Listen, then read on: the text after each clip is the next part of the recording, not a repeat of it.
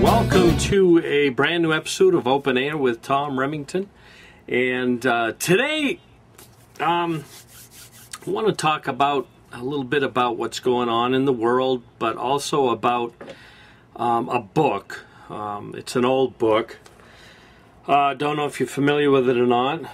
It's this here. It's called The True Believer. It's by Eric Hoffer, and I think it was written last printed in 1951.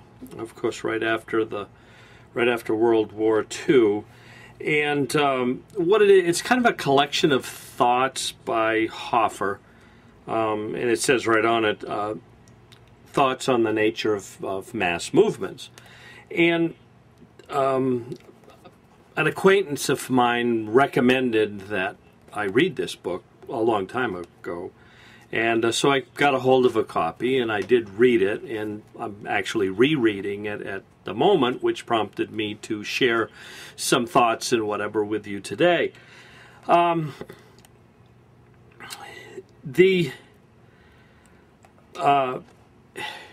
you go through this, you'll find that he throws out his own ideas as they relate to what he calls mass movements. And he's kind of, in mass movements, he's really kind of talking more about, revolutions and big, religious movements, that sort of thing. But having read through this and relating it to, it's been, 60 years since this was written, and the ideas. And there's a lot that has remained the same, but a lot has changed. And I really think that a lot of the ideas that Hoffer had here, relate to today as well. But not just that, but in the not so mass movements, if you will, but into smaller. Well, I guess it would suppose 60 years ago, what would define a mass movement in today. I'm talking about things like environmentalism and the groups involved with that, progressivism, liberalism, conservatism, on and on it goes. This has nothing to do with right or left, liberal, progressive, Democrat, Republican. It just has to do with human nature. And I wanted to just share a few things that he said here, and then kind of maybe relate something, that's very current in our news today, and maybe you can just, think about it and draw your own thoughts. Right in the very beginning of this book, and please excuse me as I read here. I can't memorize all of this. And I'll try to read it. It's old writing, and some of it is a little hard to retain. So follow along best that you can, and I'll help explain things. Hoffer says all mass movements, and again, bear in mind that I'm reading here this term mass movement. I'm not, I'm talking about what I just explained of how it applies to perhaps smaller groups and that sort of stuff. But it says here, all mass movements generate in their adherents a readiness to die and a proclivity for united action. All of them, irrespective of the doctrine they preach and the program they project, breed fanaticism, enthusiasm, fervent hope, hatred, and intolerance. All of them are capable of releasing a powerful flow of activity in certain departments of life. All of them demand blind faith and single-hearted allegiance. So think about that for a moment. Do you belong? Are you part of a group? We all are in some degree. And, just think about how that pertains. And then a little bit further on, matter of fact, the opening part of chapter 1 in the book, under the desire for change. Now, bear in mind that Hoffer is, when he's talking about these mass movements and, and what drives them, what, prompts people to get involved in these things, he's beginning by talking about the desire for change. People have this desire for change, and that's what gets them, involved. But why do they have that desire for change? Let's take a look. He says, it is a truism that many who join a rising revolutionary movement are attracted to the prospect of sudden and spectacular change in their conditions of life. So they're drawn to this movement because they want change. They want big change. And they're expecting something big. Why? Why, if you're happy and content with the life you have, why would you want to get involved in something that's going to bring big, radical change? And this is what Hoffer explores. He says, and I'm reading again, where self-advancement cannot or is not allowed to serve as a driving force, other sources of enthusiasm have to be found if momentous changes such as the awakening and renovation of a stagnant society or radical reforms in the character and pattern of life of a community are to be realized and perpetuated. So we're getting into this a little bit more. Now further on, as he begins talking, he says, there is in us a tendency to locate the shaping forces of our existence outside of ourselves. Success and failure are unavoidably related in our minds with the state of things around us. Hence, it is that people with a sense of fulfillment think it is a good world and would like to conserve it as it is, while the frustrated favor radical change. You got that? It's very simple. The tendency to look for all causes outside ourselves persists even when it is clear that our state of being is the product of personal qualities such as ability, character, appearance, health, and so on. So essentially what he's saying here is that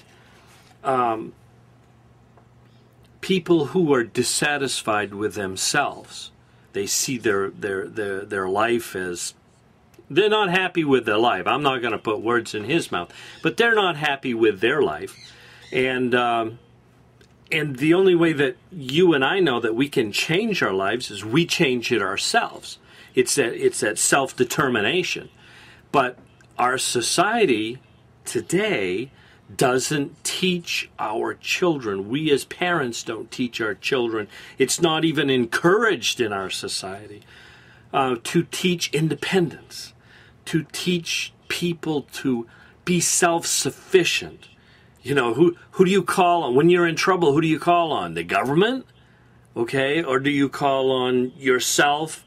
Your family, your God, whatever. And so as Hoffer looks a little bit further here, he says a mass movement, particularly in its active revivalist phase, appeals not to those intent on bolstering and advancing a cherished self, but to those who crave to be rid of an unwanted self. A mass movement attracts and holds a following not because it can satisfy the desire for self-advancement, but because it can satisfy the passion of self-renunciation. So you're beginning to see what his idea is. People just aren't happy with themselves, so they want to change everything around them, thinking that it will make them happy, and those of us know that they don't. But bear in mind that, even right back in the beginning, I'll remind you again, that he said all of them are capable of releasing a powerful flow of activity in certain departments of life. All of them demand blind faith and single-hearted allegiance. And as they get they get involved in these, well, I'll go with the mass movement, but if they get involved, they begin following somebody or something, that becomes their focus, and that object of their allegiance can do no wrong, and therefore they're blinded by truth. They're determined to follow, their hope and change, if you will, that they're going to change the world around them. And there's just a couple of more quotes that Hoffer has here that I wanted to read that are quite impressive, if you will, and then I'll relate just briefly something that goes on and give you something to think about. Hoffer says, "The less justified a man is in claiming excellence for his own self, the more readily is he to claim all excellence for his nation, his religion, his race, or his holy cause." Okay, let me read that again. "The less justified a man is in claiming excellence for his own self, the more ready he is to claim all excellence for all nations," or, to claim all excellence for that thing in which he is following. Okay? I have nothing that I've done for myself. I'm no good. I'm looking for help someplace else. I think I'll take that, and they can do no wrong. They are it. Okay, this is perhaps the best sentence I've read in a long, long time. "A man is likely to mind his own business when it is worth minding.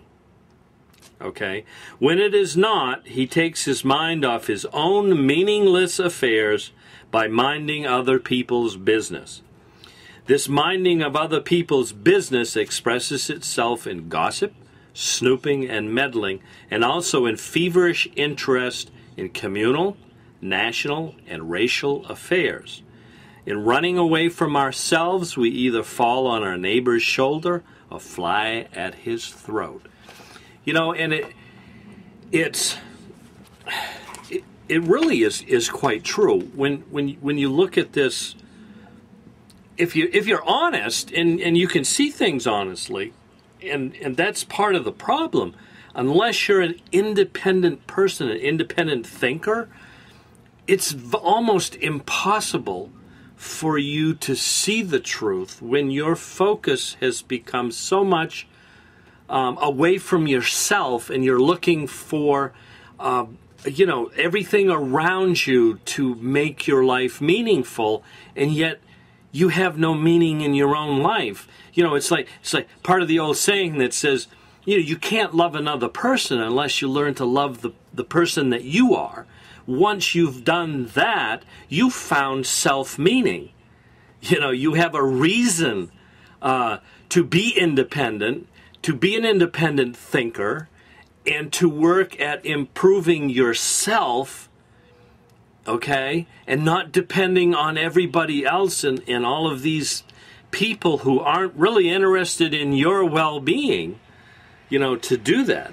So to relate that to sort of like what's going on in the world around us today, and to give you something to think about. Take, for example, and I'm not here to debate the whole thing about Barack Obama and his campaign and how he got elected. But I will just briefly say there's a classic example of people were dissatisfied, okay, with what was going on in this country. They don't know why. They think they do, but they don't know why. Because they didn't have any peace and comfort inside. They had no self-meaning that was worth anything. So they went looking for something that they could grab a hold of in hopes that it would do that. And they grabbed a hold of the words of Barack Obama. And of course, Obama is not a fool, and this is what politicians do. This is what, leaders of organizations do. They appeal to what they know will draw people to them. That's the only way they can succeed. And, as is pointed out in this book, if you understand what draws people to your cause. And the interesting part about that cause is that, everybody gets involved in these mass movements, so to speak, but if the mass movement ends in the establishment of something, let's say there was a mass movement, a revolutionary movement to overthrow a government and establish a new government, those people that got involved in the movement and made it happen, once it happens, they're off onto something else because they can't find what they're looking for there.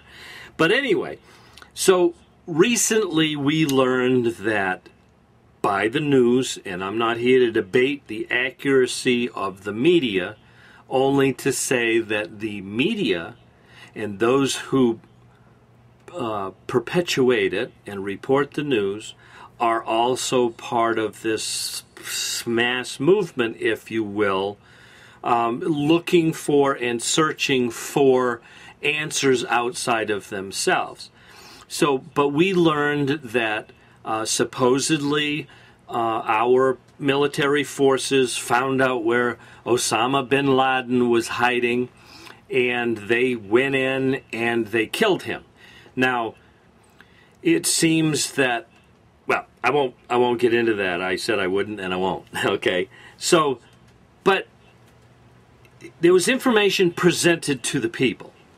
Okay, the first real information that we got came from the president himself when sometime a few hours after the event actually took place, President Obama went on national television and he told us what happened, and he gave us some facts. Well, he gave us some information. Let's put it that way. Okay, since that time, all of this information that we've gotten has come out and it's been disputed. It's come out and it's been refuted, and to a point where everybody is getting confused, and so it's resulted in, okay, no more information. Sorry, you lose. Okay, first we're told, there was a massive firefight, and Obama, here we go. Osama bin Laden was shot in the firefight. Then we find out, well, there wasn't a firefight. Then we find out that only one man was armed, and bin Laden wasn't armed. And, we heard, there was all this, even though bin Laden wasn't armed, he didn't need to be armed to show resistance. And his wife was killed. His wife wasn't killed. One of the sons was killed. This was his name. No, it's this name. They told us that, well, the women were used as shields. Well, they weren't used as shields. And then, then we were told that, that all of Obama's key people were sitting and gathering. We were given a photo that showed his cabinet sitting around, and we were told they were watching this live feed of the ambush on bin Laden. And we find out that weren't what they were doing. That was a photo. It was a posed thing, and they snapped the picture that they really wasn't watching a live feed. They were getting information coming into them as this was happening, and and the stories just are contradictory, but yet nobody's really questioning it other than, well, why is the story changing? And nobody's investigating, nobody's looking to find out what's going on. And this goes back to the the following, the blind following of this movement, because they so much want to believe in Barack Obama. They want so much to follow him because he's going to bring all this radical change in their life, that they're willing to just overlook everything around them and just pass on the information that they're given without checking it. And fortunately, we had enough people who began questioning it. And this is the good part about our alternative media, if you will, is there's enough people there that aren't being paid and bought off that they're willing to step out and say, hey, this doesn't make any sense. So caught in the act, they have to start retracting statements, and it's like, truth is the truth. There's no changing statements if you told the truth to begin with. So we don't really know what's behind that, but the purpose of this video is to talk about, I get so frustrated because I just don't understand the mindset of people that refuse to seek truth, to seek answers. I'm not afraid of it, and give me some information. I'll look at it. If I've got time and it's something that's that much of interest to me, I'll take a look at it and see if I can dig up and find the real truth to it. Simple enough. But that's because I think I'm different than other people.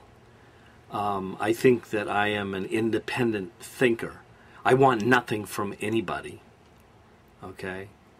I want to be free. I want to be able to live my life freely, without dependence upon the government, without interference from the government and other people.